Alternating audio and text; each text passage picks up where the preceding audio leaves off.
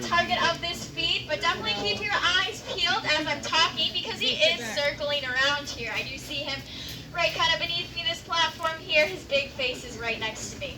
But about our beautiful lagoon habitat here, so it was dredged out in the 1950s and is cut into a horseshoe shape, giving us an island in the middle of our aquarium. It was supposed to be an underwater circus until our owner bought it in 2014, and we've been aquarium encounters ever since. All of this water that you can see flowing into our lagoon habitat is fed to us straight from the Vaca Cut, so it is coming in straight from the ocean. That being said, the water rises and falls with the natural tide cycle, the clarity, temperature, and salinity. It all changes day by day and even hour by hour, and it's all in coherence with the natural ocean, so it offers all of our lagoon residents a nice natural habitat for them. Now, we do have different sections to our lagoons, and how we do this is by using nets under this bridge that you're standing on. Goliath Basin is right here in front of us. This is home to our largest Goliath grouper. Behind you is Barracuda Basin. That is where our juvenile barracuda live. And our front part of our lagoon is called Lagoon Snorkel and has a variety of different species. But it is a place where you can snorkel in, hence the name. If you want to learn more information about that, you can ask the front desk here before you leave. Then also across our island we have Tarpon Basin. That is where our largest tarpon live. Now the individual I'm going to be targeting on this feed, as I've already kind of introduced him, is Big George. How I'm going to initiate this feed with Big George, even though he is swimming around and it looks like he's ready to go, is by using this dive rattle. So he is trained using sound recognition, so he knows once he hears this sound that food is going to be being offered to him. Now a lot of different animals around the aquarium are trained using sound recognition. That is because it's a very helpful tool in creating a clear line of communication between me and the animal I'm trying to target. Now we do feed Big George every day at the same times at 10:30 and 1:30, but if we ever wanted to change that time or even the location, we could easily do so by using that dive rattle at the new set time or place. Also, it can be handy when Big George isn't hanging out right next to me. If he was hanging out all the way at the end of his basin, he'd be able to hear that sound of the dive rattle no matter where he was hanging out and knew to start swimming over. So he is under the piece of bait right now, so I do suggest getting cameras ready if you're trying to get a video of it. There's Big George. So Big George is roughly about 400 pounds. As you can see, he's about roughly the size of the platform that I'm sitting on. However, as he is a very large animal for a Goliath grouper, he's only about half the size of what he can get up to. A full-grown Goliath grouper can weigh up to 800 pounds, and that would be like looking at a Volkswagen Bug underneath the water. This makes him the second largest grouper in the world. The first is the Queensland grouper from Australia. They are known to get upwards of 1,000 pounds. Now when we do feed Big George at his feedings twice a day, we do offer him a limited amount of food. Now you may be wondering why we don't offer a larger meal for such a big animal, but the answer is in his predation method. Big George, as a Goliath grouper, is what's called an ambush predator. What they do is they simply sit and wait for a meal to get dangerously close to them. Then they'll open their very large mouths quickly. It creates a negative pressure, and they'll actually swallow their prey on whole. But this predation method doesn't take up a lot of calories, and it doesn't take up a lot of energy either, so they don't need a lot of food to sustain their very large body weight. Out in the wild, a Goliath grouper will eat anything that can fit in their mouth, from a Florida spiny lobster to even a small lemon shark, depending on the size of the grouper. However, if they eat a very large meal, they won't eat again for days, weeks, or even a month at a time. With Big George and all of our Goliath groupers, we really do want them to surface feed with us as much as possible. Not only to give our guests a good look at a very large sized grouper, but also when they do come up to the surface, I get to do a physical health check of Big George and check on him and make sure I don't see anything too concerning or anything that's caught my eye that we might want to investigate further. Alright, he did miss that piece, but that's alright. We're still going to offer it to him. He'll probably circle back around. So by kind of limiting the amount we feed him, giving him 2 small meals throughout the day instead of 1 large one, we do increase those chances of getting our Goliath groupers to surface feed with us, but it does equal the same amount of calories they'll need to continue on growing and sustain that large body weight. Now, some other fun facts about the Goliath grouper is their population actually hasn't been doing too well in the past. Since the 1970s, they have been listed as an endangered species, and this was due to two reasons. The first reason was due to overfishing, and nowadays you won't even find a season for the Goliath grouper here in South Florida. Now, it is possible to catch one on your hook and line, but if you were to do so, what you would want to do is unhook the animal while keeping it inside the water. By keeping it in the water, you are avoiding any type of injuries that could be sustained from that large fish onto your boat and to yourself.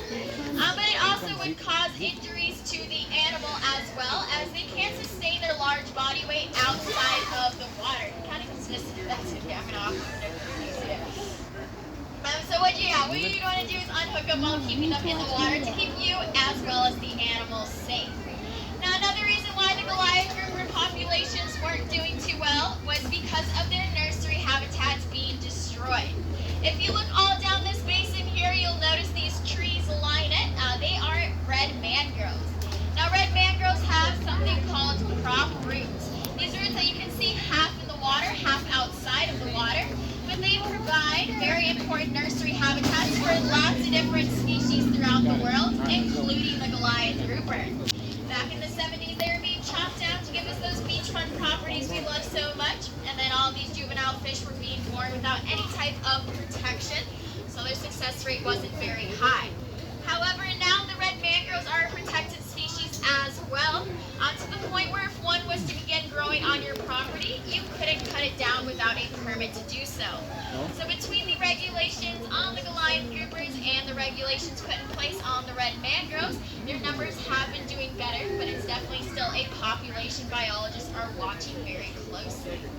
Now, kind of moving away from our Goliath grouper here, he did get his 3 pieces, so that is his breakfast for the day. We'll feed him again at 1:30 if you're sticking around. But we do also have some active predators in this part of our basin. We have some jacks, we also have some mangrove snapper, and some tarpon. These guys, they take up a lot of energy going after their food, so they need to continuously eat throughout the day in order to sustain their body weight. So kind of the opposite approach to what we saw Big George taking. Now, the jacks that you can see, they are going to be a silverfish with a very fork-like to their tail. We do have multiple different species as well throughout the sections of our lagoon. Now, the tarpon that you can see, they are a long fish. They have big silver scales and a mouth that faces upwards. Now, they are a very popular sport fish because they put up an excellent fight on hook and line. But it is actually illegal to harvest a tarpon. They are a protected species just like our Goliath groupers. But it can take upwards of 3 hours to reel up a good-sized tarpon, like the ones you can see in our basin here. So it is quite the achievement for any avid fisherman to be able to say they've been able to reel one up. Now, I am going to stop this feed here. Big George did get his breakfast, and we got to see him make quite an appearance, so we got lucky. That doesn't always happen. It's always a 50-50 shot. But I am going to be heading to Lagoon Snorkel, the front part of our lagoon, to feed our 200-pound Goliath grouper Pinto. You're more than welcome to follow me over there. If not, our next public feed is going to be at 11:15 at our coral and predator reef habitats. We'll be broadcast feeding all of the species there, as well as talking about them more in depth. But again, thank you so much for joining me and Big George here, and have a great rest of your day. Thank you. A big fish? You see him? He's a big animal, huh?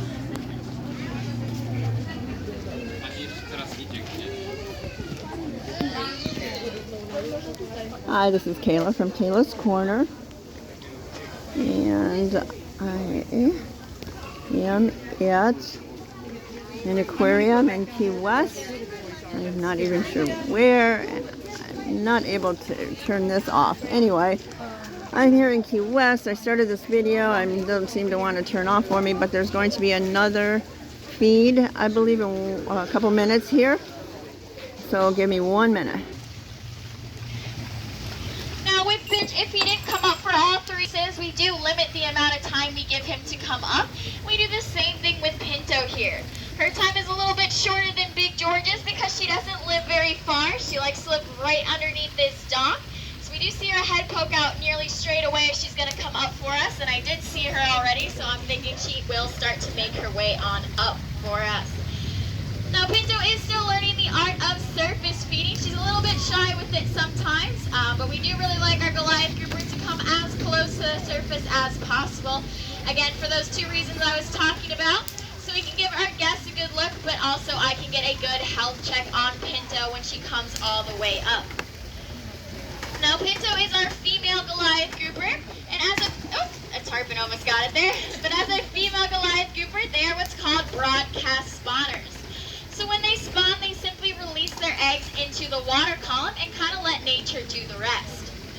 But a fun fact about the breeding behaviors of Goliath groupers is that they go back to the same place they were born year after year in order to spawn. So kind of like the same thing a sea turtle does. But why their juvenile population was greatly hit when the red mangroves were being cut down. That is because they were going back to the same place they were born.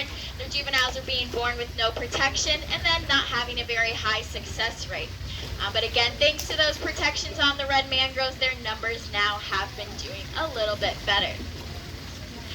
Now, another thing you might have noticed with our Goliath groupers is we keep them in different habitats. This is because they are very territorial species of animal. And how they mark their territory is they make a very loud booming sound. If you're ever snorkeling in a lagoon like this one or near a coral reef or a shipwreck and you don't only hear a loud booming sound but also feel one in your chest cavity, that is a Goliath grouper letting you know that you've got too close and to start swimming away. They have a specialized swim bladder that allows them to make that noise, and it's given them the nickname the barking fish. I'm going to offer her a different piece because she didn't seem too interested in that one. But I'm also going to be feeding more of our active predators here that we saw over in Goliath Basin, over in this part of our lagoon as well. So this is where you're going to get a better look at those jacks and those tarpon that I was talking about, as well as some of our mangrove snapper. Now, another species of fish we have abundantly throughout our different sections of our lagoon are our parrotfish. We have two different species throughout our lagoon. The first I'm going to talk about is the rainbow parrotfish. They are the colorful ones. They kind of look like they're wearing blue eyeshadow. And they have beak-like mouths. We also have the blue parrotfish. They are vibrant blue in color, but also have those very defining characteristic of that beak-like mouth. Now what the parrotfish does is they work on coral reef maintenance. They use those sharp-like beaks to bite algae off of coral and rock structures. When they do it off of coral structures, they actually bite off pieces of the coral's exoskeleton and ingest it into their bodies. Now, why this sounds detrimental, why would we want fish eating all of our coral reefs? It actually helps prevent any type of pollen buildup on the corals, and it bites off pieces of dead coral to allow the new coral underneath to continue on growing. Without that constant maintenance, the coral reef would not be able to grow. So you'll find at least one species of parrotfish at every coral reef throughout the world. Now that isn't where the parrotfish's important stops. After ingesting that hard exoskeleton from corals, their body breaks it down and they poop it out as a sediment we are very familiar with. It is sand. It is predicted that a single parrotfish can produce up to 8,000 pounds of sand per year. So not only are they helping keep our coral reefs growing nice and healthy, they also keep our beaches nice and sandy the way that we like them. Now another fish I like to point out why we're over here in this section of our lagoon is Bartholomew. Now Bartholomew is a barracuda, and he's a fish that actually came into our lagoon all by himself. We do allow little fish to come in and out as they please, as long as they fit through our nets. Bartholomew came in when he was roughly about 7 inches in length, but if you see him here today, he's about 4 feet. So if you do see a barracuda, definitely wave to Bartholomew, that is his name. Now another species we do have here is 5 bonnethead sharks. Now it does get quite deep in some sections of our lagoon, up to 15 feet deep. So they're a pretty elusive species of shark. They're quite small, full grown at just 3 to 4 feet in length. So they have to hang out towards the bottom. But if you do see a species of shark swimming around in our lagoon, that is the species you are looking at. It is a bonnethead shark, a subspecies of the giant hammerhead shark. Alright, but that is Pinto's allotted time to come up for us, so I am going to stop feeding her. She did kind of tuck away as well, so I'm thinking she's full for her breakfast this morning. But I will continue to kind of feed more of our active predators in here, our tarpon and jacks, as well as those snappers. If you have any questions, feel free to ask me as I'm packing up. If not, have a great rest of your day, and I invite you to our next public feed at 11:15 at our coral and predator reef habitats. We'll be broadcast feeding all of the species in there, as well as talking more in depth on them. But again, thank you so much for joining me here, and have a great rest of your day. Okay, so again, this is Kaayla from Kayla's Korner, and we just watched a couple of feeds. We missed the alligator turtle one. I do have photos of that on the Facebook page, but that was pretty interesting actually. It's a huge turtle. And again, I think this is called Aquatic Encounters or something of that kind. I'm in Key West, and it's Kayla's Korner. So if you want to like and subscribe me, I'll be videotaping different areas. I'm going to be heading west in a couple of days and stopping in a few places, so hopefully we'll find something interesting. Thank you. Okay, one quick minute or two.